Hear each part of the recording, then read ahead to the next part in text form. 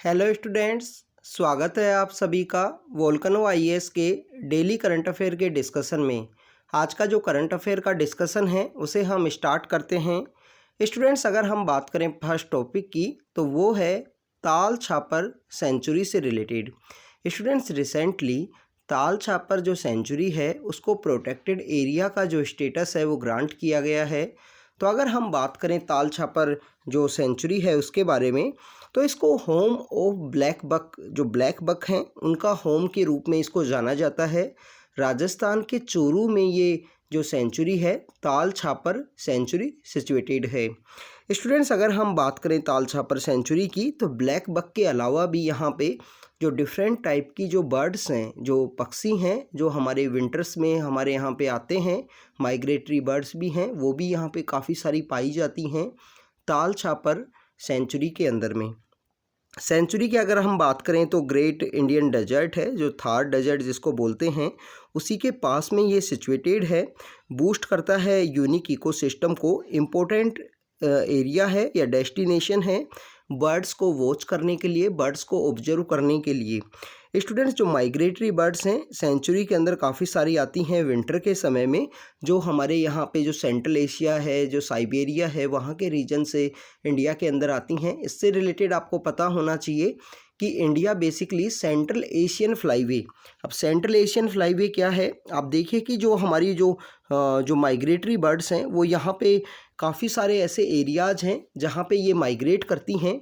तो इन सभी एरियाज़ को जो इम्पोर्टेंट बायोडाइवर्सिटी से रिलेटेड, या अगर हम बात करें कि जो बर्ड्स से रिलेटेड जो साइंटिस्ट हैं, जो इंस्टीट्यूशंस हैं, उनके द्वारा इन एरियाज़ का जो हाईवे हैं वो डिवाइड किए गए हैं। तो इसी के अंदर एक हाईवे आता है सेंट्रल एशियन फ्लाईवे या सेंट्रल एशियन हाईवे के रूप में भी इसको जानते हैं। ये बेसिकली बर्ड्स का जो रूट है उसको डिसाइड करता है कि सेंट्रल एशिया की जो बर्ड्स हैं वो इस एरिया से माइग्रेट करती हैं। तो काफ़ी सारी माइग्रेटरी बर्ड्स हैं वो जो ताल छापर सेंचुरी है उसके अंदर माइग्रेट करती हैं, उससे रिलेटेड हैं, जिसके अंदर हैरियर्स है, ईस्टर्न इंपीरियल ईगल्स है, और भी काफ़ी सारी यहाँ पे क्रेन्स हैं जो यहाँ डोमिनेट करती हैं। इस समय में, विंटर के समय में ये माइग्रेट करती हैं। इसके अलावा अगर हम फ्योना की बात करें तो डेजर्ट फॉक्स है, डेजर्ट कैट है, वो सब ताल छापर सेंचुरी के अंदर पाई जाती हैं। ताल छापर सेंचुरी राजस्थान के चूरू के अंदर सिचुएटेड है। चूरू आपको पता होना चाहिए कि राजस्थान के अंदर एक डिस्ट्रिक्ट है। चूरू काफ़ी इंपॉर्टेंट है कि चूरू के अंदर आपको देखने को मिलेगा कि चूरू में बेसिकली विंटर के समय में जो टेम्परेचर है वो काफ़ी लो होता है, और जो समर का जो समय है उसके अंदर वहाँ पे जो टेम्परेचर है वो काफ़ी हाई आपको देखने को मिलेगा। तो वेरिएशन काफ़ी ज़्यादा होने के बिहाइंड में वहाँ पे काफ़ी सारे जो स्टूडेंट्स वहाँ से सिलेक्ट होते हैं। अगर हम बात करें कि जो वेस्टर्न राजस्थान है वहाँ से भी सिलेक्ट होते हैं, तो उनको इंटरव्यू में इस तरीके का क्वेश्चन पूछ लिया जाता है कि ऐसा क्या रीजन है कि जिसकी वजह से जो विंटर का जो और समर का जो टेम्परेचर है उसके अंदर इतना वेरिएशन के बिहाइंड में। तो उसके बिहाइंड में एक तो जो सोइल है, जो रेत है, उसका भी ये काफ़ी इंपॉर्टेंट रोल है। तो इनके बारे में भी आपको पता होना चाहिए, आप जिस भी एरिया से बिलोंग करते हो उसकी ज्योग्राफी के बारे में।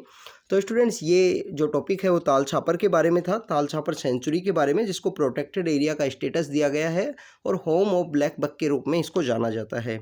अगर हम बात करें स्टूडेंट्स नेक्स्ट टॉपिक की, तो जो नेक्स्ट टॉपिक है वो स्वेट से रिलेटेड है, surface water and ocean topography. ये बेसिकली एक सैटेलाइट है जिसे अभी रिसेंटली लॉन्च किया गया है। स्टूडेंट्स, आप देखिए कि वाटर की यहाँ पे जो इम्पोर्टेंस है वो कंटिन्यू इंक्रीज हो रही है, क्योंकि आप देखिए कि कंटिन्यू अगर हमको ग्लोबल वार्मिंग की वजह से या क्लाइमेट चेंज की वजह से वो जो वाटर की जो इम्पोर्टेंस है, क्लीन वाटर की जो इम्पोर्टेंस है वो कंटिन्यू इंक्रीज हो रही है। और हमारे अर्थ के ऊपर भी जिस तरीके से जो वाटर है उसकी जो प्रेजेंस है वो काफ़ी ज़्यादा है। तो उन्हीं सबको ऑब्जर्व करने के लिए, उन्हीं सबको कंटिन्यू यहाँ पे ऑब्जर्व करने के लिए ये जो सैटेलाइट है इसको लॉन्च किया गया है, जिसको स्वोट के नाम से जाना जाता है, सरफेस वाटर। यहाँ पे सरफेस वाटर को देखा जाएगा, ओशियंस के अंदर जो वाटर है जो पाया जाता है उसको देखा जाएगा, और ओशियंस के अंदर में जो वाटर मिलता है उसको ऑब्जर्व किया जाएगा कि उसकी अमाउंट है वो इंक्रीज हो रही है या डिक्रीज हो रही है। उसी से रिलेटेड है ये सैटेलाइट। अगर हम बात करें सैटेलाइट का तो एडवांस रडार सैटेलाइट है जिसको डिज़ाइन किया गया है कि अनप्रेसिडेंट व्यू है उसको देखना है। जो 70% हमारे प्लानेट के ऊपर में जो पानी का जो कवरेज है उसी को देखते हुए इस तरीके से यहाँ पे इस सैटेलाइट को लॉन्च किया गया है। स्टूडेंट सैटेलाइट का अगर हम बात करें, सैटेलाइट को incorporate advance microwave radar technology के थ्रू यहाँ पे इनकॉर्पोरेट किया गया है इस रडार टेक्नोलॉजी को। ये यहाँ पे जो सरफेस के ऊपर में जो ओशियंस के अंदर में, लेक्स के अंदर में रिजर्वोयर हैं, रिवर हैं, इन सब के ऊपर में जो वाटर का जो यहाँ पे जो कलेक्शन है उसको ये ऑब्जर्व करता रहेगा और हाई डेफिनेशन के थ्रू मीन्स द HD जो यहाँ पे अगर हम बात करें कि जो फ़ोटो हैं या अगर हम बात करें ऑब्जर्वेशन की जो टेक्नोलॉजीज़ हैं उन सब के थ्रू इसको ऑब्जर्व किया जाएगा इस सैटेलाइट के थ्रू।